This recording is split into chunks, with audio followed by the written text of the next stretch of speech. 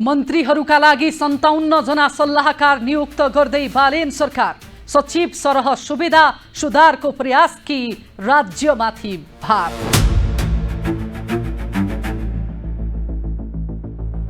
नेपालको प्रशासनिक इतिहास र सुशासनका बहसहरूमा एउटा नयाँ र ठूलो निर्णय थपिएको छ। बालेन नेतृत्वको सरकारले मन्त्रालयका काम कारबाहीहरूलाई छिटो छरितो र प्रभावकारी बनाउने भन्दै इतिहासमै पहिलो पटक विशिष्ट श्रेणी अर्थात् नेपाल सरकारको सचिव स्तरको सेवा सुविधा पाउने गरी 57 जना सल्लाहकारहरू नियुक्त गर्ने निर्णय गरेको छ।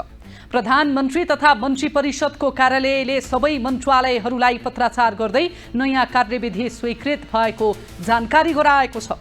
मन्त्रीहरूको सल्लाहकार र सचिवालय व्यवस्थापन सम्बन्धी कार्यविधि स्वीकृत भएसँगै अब मन्त्रालयहरूमा सल्लाहकार र सचिवालयको आकार मात्र ठूलो हुने छैन, बरु यसले राज्य कोष र प्रशासनिक संरचनामा पनि नयाँ तरङ्ग सृजना गर्ने देखिन्छ। आखिर यो नयाँ व्यवस्था के हो? 57 जना सचिव स्तरका सल्लाहकारहरू किन चाहियो? यसले मन्त्रालयहरूको कार्य सम्पादन साँच्चीकै सुधारला त वा यसले राज्य कोषमा थप व्ययभार मात्र बढाउने हो? आजको यस विशेष श्रृङ्खलामा हामी यसै विषयको भित्री पाटो खोतल्नेछौँ। दर्शकवृन्द, सबैभन्दा पहिले बुझौँ यो नयाँ निर्णय र कार्यविधिको बनोटलाई। प्रधानमन्त्री तथा मन्त्री परिषदको कार्यालय स्रोतका अनुसार सरकारले मन्त्रीहरूको सल्लाहकार र सचिवालय व्यवस्थापन सम्बन्धी कार्यविधिलाई स्वीकृत गरी कार्यान्वयनमा ल्याएको छ। यस कार्यविधि अनुसार मन्त्रालयहरूमा दुई प्रकारका सल्लाहकारहरू रहनेछन्: वैतनिक तलब सुविधा पाउने र अवैतनिक तलब नलिने तर पद र मर्यादा पाउने। यस कार्यविधिले मन्त्रालयहरूलाई दुई समूहमा वर्गीकरण गरेर सल्लाहकारको सङ्ख्या तोकेको छ। क बिग 3 मन्त्रालयहरू, जहाँ 5-5 जना सल्लाहकार रहनेछन्। भौतिक विकास, आर्थिक गतिविधि र ठूला पूर्वाधारसँग जोडिएका 3 वटा मन्त्रालयहरूलाई बढी प्राथमिकता दिइएको छ। ती मन्त्रालय हुन्: नम्बर 1 ऊर्जा जलस्रोत तथा सिंचाई मन्त्रालय, नम्बर 2 पूर्वाधार विकास मन्त्रालय, नम्बर 3 कृषि वन तथा पर्यावरण मन्त्रालय। यी 3 वटै मन्त्रालयमा कुल 5-5 जना सल्लाहकार रहनेछन्, जसमध्ये 1 जना वैतनिक नेपाल सरकारको सचिव स्तरको सेवा सुविधा पाउने गरी 4 जना अवैतनिक विशिष्ट श्रेणी वा सचिव स्तरकै मर्यादा रहने गरी। ख अन्य 14 वटा मन्त्रालयहरू, जहाँ 3-3 जना सल्लाहकार रहनेछन्। यी बाहेकका बाँकी 14 वटा मन्त्रालयहरूमा पनि विशिष्ट श्रेणीकै सल्लाहकार नियुक्त हुनेछन्, जसअनुसार प्रत्येक मन्त्रालयमा 1 जना वैतनिक र 2 जना अवैतनिक सल्लाहकारहरू नियुक्त हुने व्यवस्था कार्यविधिले गरेको छ। यसरी हेर्दा 3 वटा मन्त्रालयमा 15 जना र बाँकी 14 वटा मन्त्रालयमा 42 जना गरी कुल 57 जना विशिष्ट श्रेणीका सल्लाहकारहरू नियुक्त गर्ने बाटो खुलेको छ। यीमध्ये 17 जना सल्लाहकारले राज्य कोषबाट सिधै सचिव सरहको पारिश्रमिक र सुविधा पाउनेछन् भने बाँकी 40 जना अवैतनिक भनिए तापनि उनीहरूको मर्यादा र व्यवस्थापन विशिष्ट स्तरकै हुनेछ। नयाँ कार्यविधिले केवल सल्लाहकारको मात्र व्यवस्था गरेको छैन, यसले मन्त्रीहरूको सचिवालयलाई पनि पहिले भन्दा धेरै ठूलो र सुसज्जित बनाउने बाटो खोलिदिएको छ। स्वीकृत कार्यविधि अनुसार अब मन्त्रीको सचिवालयमा सल्लाहकारहरू बाहेक थप 9 जना कर्मचारीहरू नियुक्त हुन सक्नेछन्। यो संरचना कस्तो छ त? आउनुहोस् बुझौँ।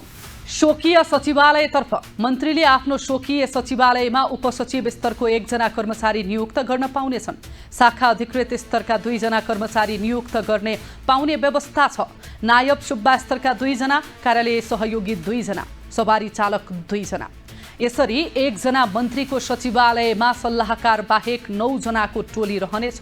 यदि यसमा सल्लाहकारहरूलाई पनि जोड्ने हो भने बिग 3 मन्त्रालयका मन्त्रीको सचिवालयमा 14 जना र अन्य मन्त्रालयका मन्त्रीको सचिवालयमा 12 जनासम्मको समूह सक्रिय रहनेछ। यति मात्र होइन, कार्यविधिमा यदि उपप्रधानमन्त्री नियुक्त भएमा उनको सचिवालय अझ ठूलो हुने व्यवस्था गरिएको छ।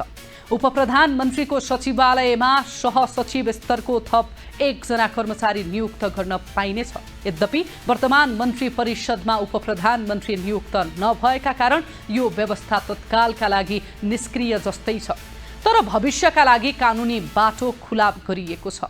यो नयाँ कार्यविधि मन्त्रीहरूको सचिवालय र सल्लाहकारका हकमा मात्र लागू हुनेछ। प्रधानमन्त्रीको सल्लाहकार र सचिवालय व्यवस्थापनको पाटो भने अलि भिन्न छ। यसका लागि छुट्टै कार्यविधि रहेको छ। समाचार स्रोतहरूका अनुसार सोही छुट्टै कार्यविधि अनुरूप प्रधानमन्त्री बालेन्द्र शाह बालेनको सचिवालयमा सल्लाहकार विज्ञ र सदस्यहरू नियुक्त भएर हाल कार्य सम्पादन गरिरहेका छन्।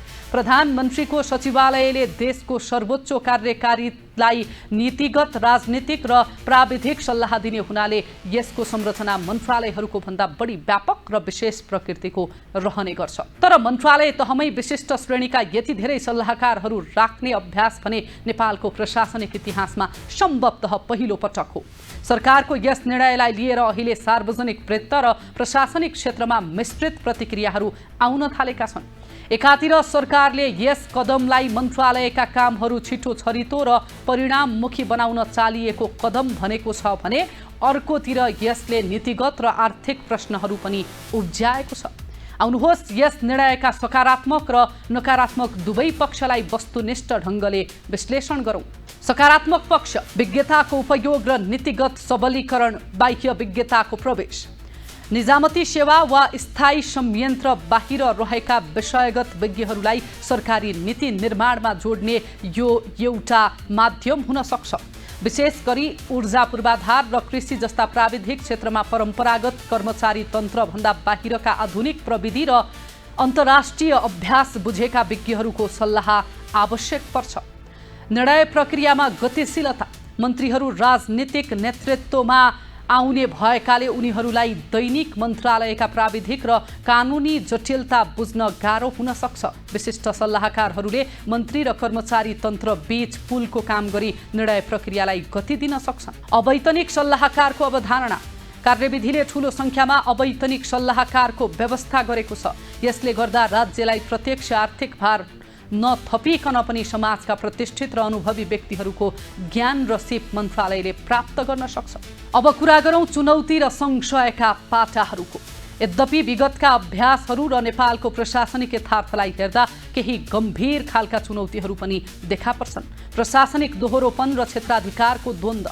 नेपालका मन्त्रालयहरूमा पहिले नै नीति निर्माण र कार्यान्वयनका लागि सचिव, सहसचिव र विषयगत महाशाखा प्रमुखहरू कार्यरत छन्। उनीहरू आफैमा विशिष्ट श्रेणीका अधिकारी हुन्। अब फेरि मन्त्रालय भित्रै अर्को विशिष्ट श्रेणीको सल्लाहकार समूह भित्रिएपछि निर्णय प्रक्रियामा कसको कुरा बढी सुनिने? कर्मचारी तन्त्र र बाहिरबाट आएका सल्लाहकारहरू बीच कार्यक्षेत्र र अधिकारलाई लिएर द्वन्द्व सृजना हुने जोखिम उच्च रहन्छ। राज्यकोषमाथि अतिरिक्त व्ययभार। नेपाल हाल आर्थिक शिथिलता र राजस्व सङ्कलनको चापबाट गुज्रिरहेको देश हो। यस्तो अवस्थामा 17 जना वैतनिक सचिव स्तरका सल्लाहकार र उनीहरूको सचिवालयका लागि आवश्यक पर्ने सवारी साधन, इन्धन, कार्यालय कोठा र अन्य सुविधाहरूले राज्य कोषमा थप आर्थिक भार थप्नेछ। अवैतनिक भनिएका सल्लाहकारहरूका लागि पनि बैठक भत्ता, कार्यकक्ष र प्रशासनिक सहयोगका नाममा अप्रत्यक्ष खर्च हुने नै देखिन्छ। राजनैतिक प्रतिकेन्द्र बन्ने खतरा। नेपालमा सल्लाहकार नियुक्ति गर्दा विषयगत योग्यता र क्षमता भन्दा पनि दलीय निकटता र भागबण्डालाई प्राथमिकता दिइने गरिएको विगतको इतिहास हामी सामु छ। यदि यसपटक पनि विशिष्ट श्रेणीका 57वटा पदहरू केवल राजनीतिक कार्यकर्ता व्यवस्थापन गर्ने थलो मात्रै बन्यो भने यसले मन्त्रालयको काम छिटो छरितो बनाउने मुख्य उद्देश्यलाई नै ओझेलमा पार्न सक्छ। प्रशासनिक सुधार र सुशासनका लागि गरिने हरेक नयाँ प्रयासहरू आफैमा नराम्रा भने हुँदैनन्। मन्त्रालयहरूलाई गतिशील बनाउन, नयाँ भिजन भित्र्याउन र नीतिगत सुधार गर्न सल्लाहकारको आवश्यकता पर्न सक्छ। तर यसको सफलता वा विफलता भने सरकारले ती पदहरूमा कस्ता व्यक्तिलाई नियुक्त गर्छ र उनीहरूको भूमिकालाई कर्मचारी तन्त्रसँग कसरी समन्वय गराउँछ भन्ने कुरामा निर्भर पर्दछ। यदि यी 57 जना सल्लाहकारहरू साँच्चीकै आफ्नो क्षेत्रका विज्ञ, निष्पक्ष र परिणाममुखी भए भने मन्त्रालयहरूको काममा गति आउन सक्छ। तर यदि यो केवल राजनीतिक कार्यकर्ता व्यवस्थापन गर्ने र राज्य कोषको दोहन गर्ने माध्यम मात्र बन्यो भने यसले सुशासनको नारालाई गिज्याउने मात्र काम गर्नेछ।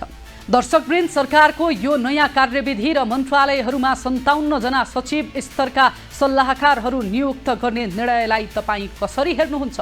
के यसले हाम्रो सार्वजनिक सेवा प्रवाहमा सुधार ल्याउन सक्ला वा यसले अनावश्यक खर्च मात्र बढाउला?